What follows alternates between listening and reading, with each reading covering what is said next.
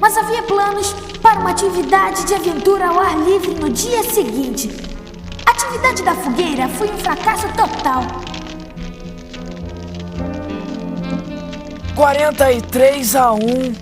E esse foi marcado pelo Snoopy, que conseguiu marcar esse ponto, roubando a segunda, a terceira e tudo mais.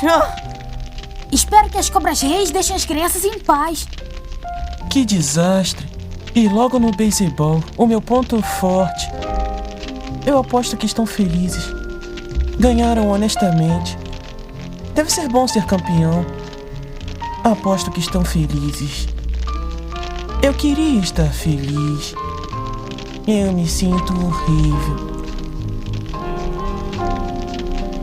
Lino, poderia por favor buscar mais lenha para a fogueira? Espero que as cobras reis deixem as crianças em paz.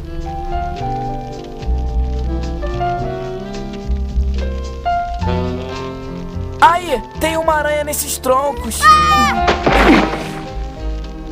Desculpa, eu errei, era só um pedaço de casca. Olha só aquelas estrelas. Nossa, devem estar se divertindo esta noite. Devem estar aproveitando mesmo. Por que está dizendo isso, Charlie Brown? Todas as luzes estão acesas. Aí, eu estava certo! Tem uma aranha mesmo nesses troncos! Me desculpa, eu errei de novo. Era só um velho carrapicho.